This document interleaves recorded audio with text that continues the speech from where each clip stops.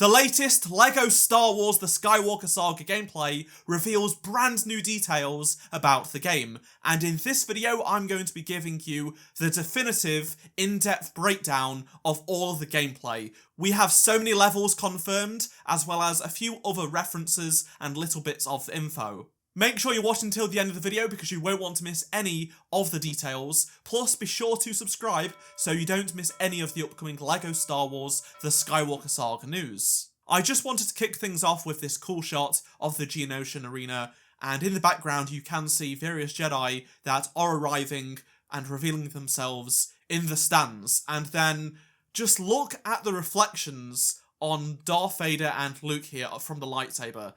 It looks amazing.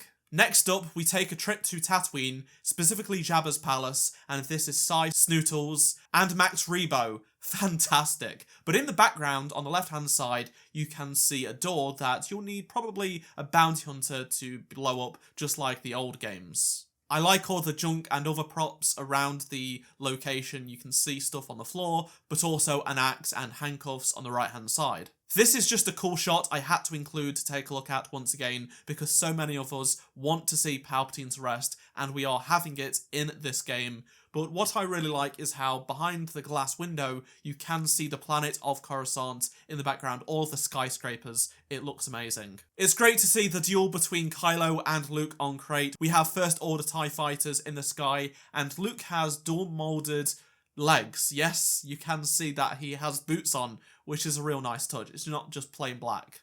In this clip of the throne room duel in the Death Star debris, you can see BB-8 in the background, but also there are minifig pieces such as legs and torsos that disappear. Are they Stormtrooper ghosts or something?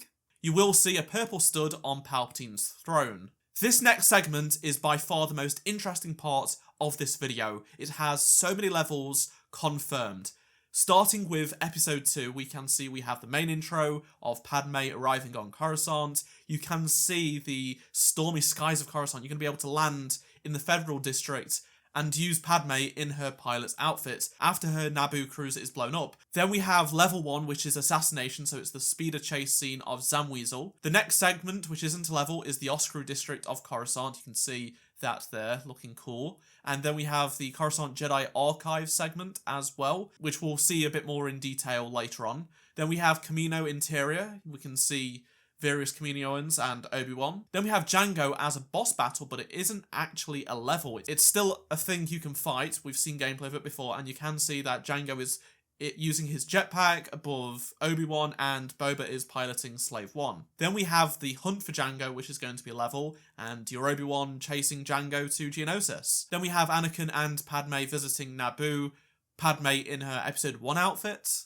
Mos Espa is the next segment. Then we have, after that is the Tatooine Desert. I guess we're going to be playing as Anakin and going and finding some Tuskens. Then we have Geonosis local space.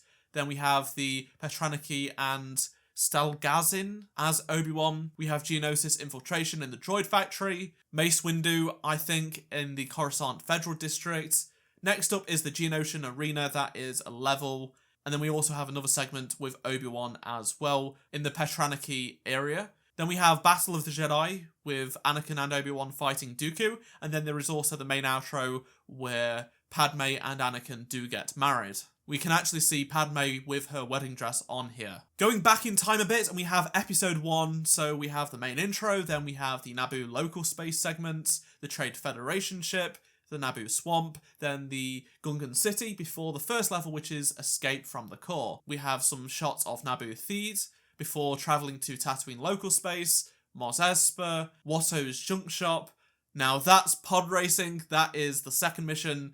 Look at that, pod racing. I cannot wait to take part in that. Then we have Coruscant local space, Coruscant Federal District, the hub outro of Boss Nass and Jar Jar, Retake Naboo, that's a level fighting Darth Maul, the Battle of Naboo, which is the 4th level, you're going to be able to play as Jar Jar, and then there is also the command ship, which is the 5th level, where you are Anakin in the M1 Starfighter trying to go inside the command ship and take it out. And there is also a main outro as well. Moving on to A New Hope, and we have the main intro, a diplomatic mission, which is the 1st level, the midtro, diplomatic mission again, Tatooine Desert from C-3PO's and Luke's perspective. We also have the Hub Midtro.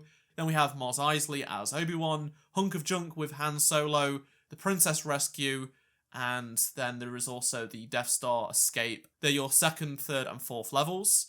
We have Yavin Local Space, Yavin Temple, which we're going to be able to go on top of. You can see we're actually above those rebels that keep a lookout. Then the Battle of Yavin is the last level, which looks huge, and we can see it's the trench run, various aspects of it, and then the main outro. Here is a shot of inside the Jedi Temple with the archives, and you can see there is a lot of detail going on here. This shot is really cool. It has portrait images of Mace Windu, I think, on the left, and on the right, Jedi Dooku. Yes, that's right, he's right there, I think, and that is a nice little reference. There is this information icon that is next to a seat, so that's going to be interesting to see what that means. This shot of Kashyyyk in Revenge of the Sith is awesome. You get to see Chief Toroful, Yoda, Chewbacca, LA-ATs, the Venator that has landed, plus we have the Wookiee transports as well. This is the cutscene from Empire Strikes Back where Vader meets our heroes, and you can see that he does have a cup of Jawa juice. Interestingly, Princess Leia does not have her Bespin dress on, but her Hoth appearance in this cutscene. This could indicate that it isn't in the game at all, or it's just a placeholder. I thought this shot of Obi-Wan was funny. He's literally coming through the door of the Gungan city, and his head is coming off, and he also has a bunch of fissures that are stuck to him. Here is a quick look at the NTT engine that they developed specifically for this game. This is the level editor, so it shows you how they're able to place objects and things like that. This is the Mos Eisley segment of the game. You can see various NPCs, and you get a look at the UI of the editor. So on the right hand side, you can see the various properties of the selected prop, and on the left hand side you have all of the assets that are in the level. This is a closer look at one of the market stalls. Beneath Princess Leia on the floor is the Rebel Alliance logo, and you're able to put on Stormtrooper helmets and it will give you the voice effect of a Stormtrooper for any character you put it on. Sticking with Stormtrooper Princess Leia, we do have in the background the Bespin guards for Lando, and this is just awesome looking. I love Cloud City and Bespin, it's one of my favourite planets. Then on the left hand side we do see another floor icon. This is the icon for the Protocol Droid class. This is Rey on the island of Act 2, and you can see the caretakers. Notice just how many objects you're able to manipulate with the Force using the blue outline of the object. We get another look at the districts of Coruscant, and there is various Arabesh, which I will translate and put on screen right now. This is still easily the most anticipated planet for me. I cannot wait to lose myself in this location. On to Maz's castle on Tagadonna, and we can see various NPCs and studs and things like that dotted around the castle. This NPC does appear to have some sort of notepad. And when closer to the castle, we can see a First Order Star Destroyer looming in the sky, and there is also a few other Lego bricks to the left-hand side, which you were able to interact with. Inside the hangar bay on Mos Eisley, this is the Millennium Falcon, and it looks amazing. You can see that there are going to be multiple levels of the hangar bay you're going to be able to access, because there is like a ledge at the top, and a lot of it is also made out of Lego. It looks really good, and there is also a lot of Lego stuff on the floor in the distance as well. There is probably nothing you missed in this shot, but I just had to show it. You know, we all love the intro to Revenge of the Sith, and the incredible detail work of all the individual millions of Lego bricks to make up the Venator is insane. It looks phenomenal. This is what appears to be the inside of Starkiller Base, and on the right hand side you have various items that have netting around them and are shimmering. I think this might be something that only scavengers are able to get at because there is sand on the floor. There is also the alarm system if you look in the middle of this shot, and there is also megaphones as well in the middle of the floor, so that's going to be interesting to see how that works. Here we have Obi-Wan in his Episode 2 outfit in Anakin's Jedi Starfighter taking on the Trade Federation battleship. And you can see there is a lot of icons going on here. You have various turrets you can take out. Some of them are on fire, as you can see, whereas others have an exclamation mark icon, and that's what you need to take out. We have the Separatist captain that is commanding this battleship, and you need to take it out. Again, this is completely made out of millions of Lego bricks. It's incredible, really.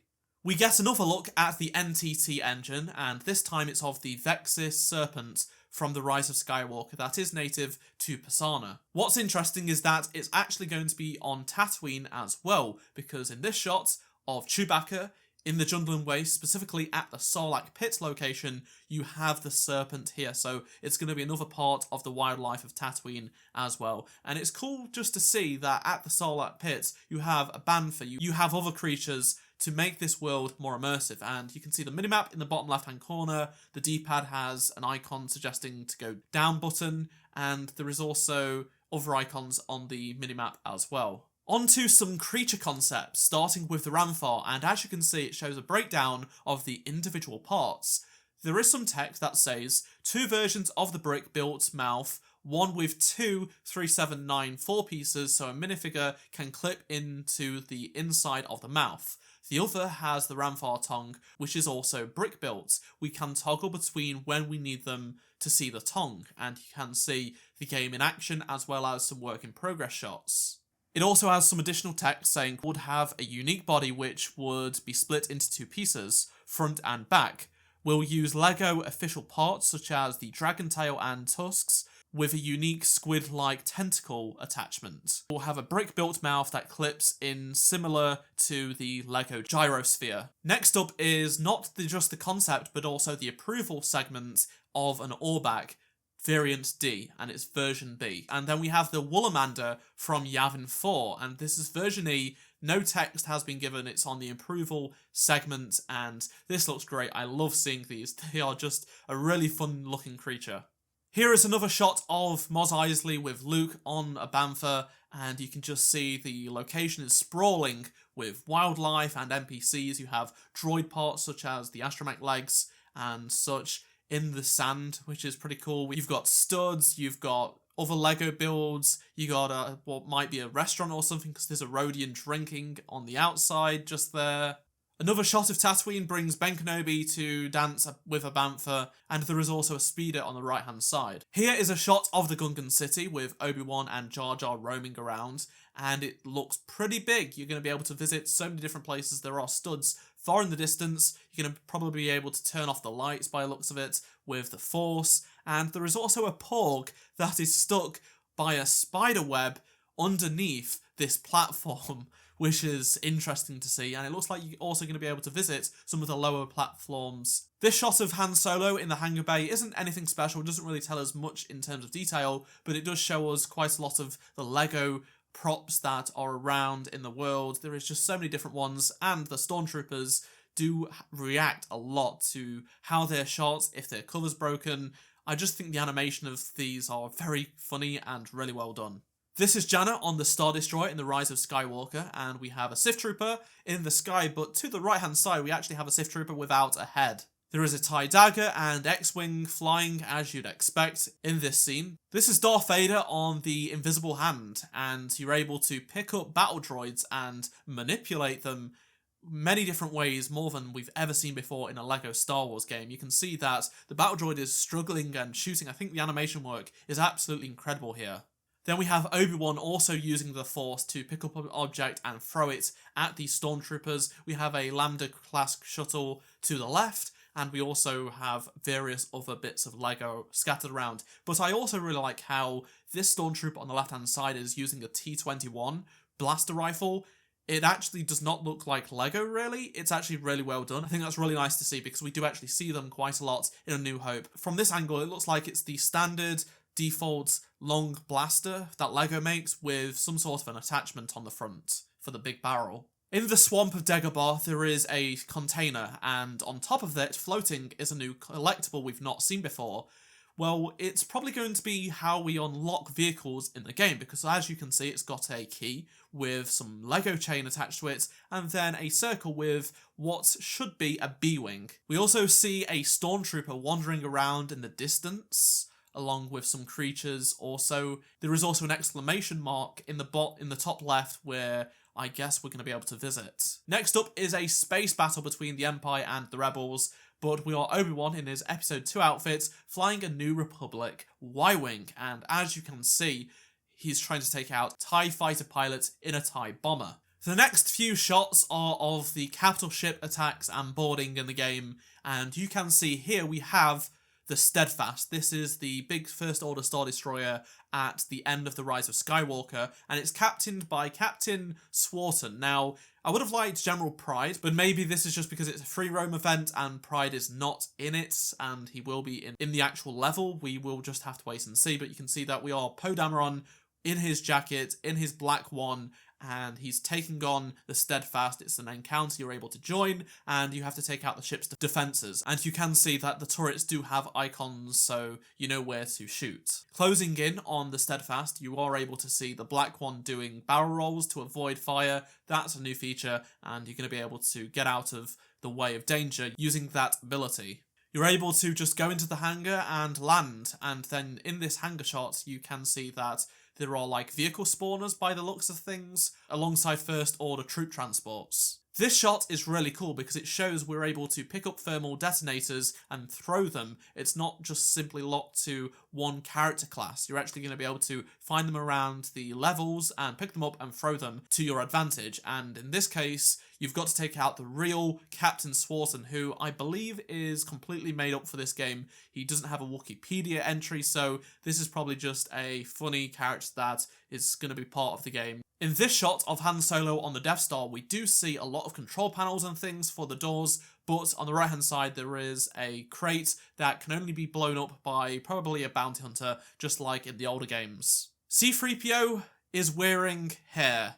Yes, that's right, in this shot of Bespin, C-3PO in the background when talking to the princess has a hairpiece on. The Battle of Hoth gets another clip, and this is the Snow Speeder doing a barrel roll just like we saw the X-Wing do, so it's not just going to be limited to starfighters in that capacity in space, it's going to be also be able to be used by things like the Snow Speeder. Once again gets another clip, and we can see C-3PO and R2-D2, just like in the previous gameplay trailers, are there alongside Anakin and Obi-Wan, and I have to say Mustafar looks absolutely stunning, from the lava to the droids that are picking up the lava, you know, the worker droids, and the location, all of the terrain, it's phenomenally modelled.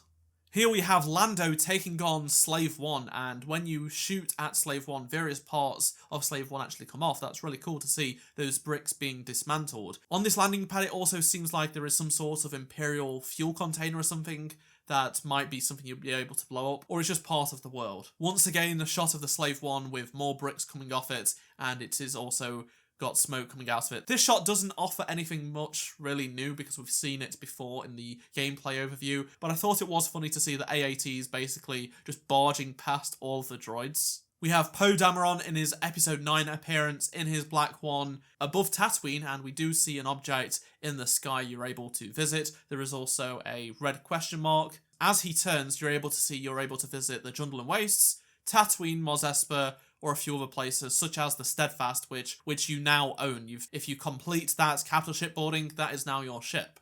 This is the obvious, but it's Phase 2 Commander Cody. We've wanted this for so long. It looks so damn good.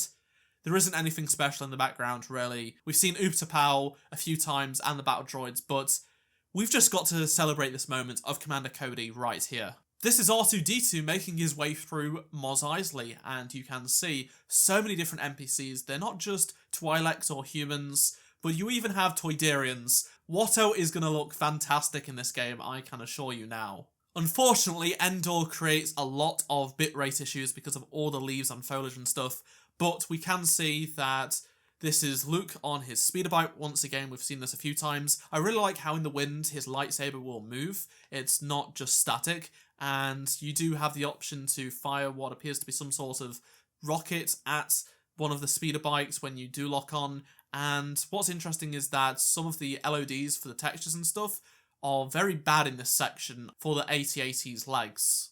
And last but not least, in the interview with Jonathan Smith, one of the top guys at TT Games, one of my subscribers noticed that even though it was just reusing old footage, they showed the character menu for a little bit longer than the gameplay overview. It scrolls down to Darth Vader, and you can see you have a First Order officer, Darth Maul with 2 skins, Darth Vader with 2 skins, I think that might be a A-Wing pilot or something like that, Dangar, plus a few others including Dangar, and speculate away what the skins are for Darth Maul and Darth Vader. For me, I'm just going to say it's the hooded and non-hooded version of Darth Maul, and then for Darth Vader is unhelmeted version from the end of Return of the Jedi, but we just don't know. Which were your favourite details of this video? Let me know down in the comment section below. Remember to subscribe so you don't miss the upcoming LEGO Star Wars The Skywalker Saga news videos, and if you missed any of the previous news videos, be sure to click on the playlist on screen right now, and I shall see you in my next LEGO Star Wars video.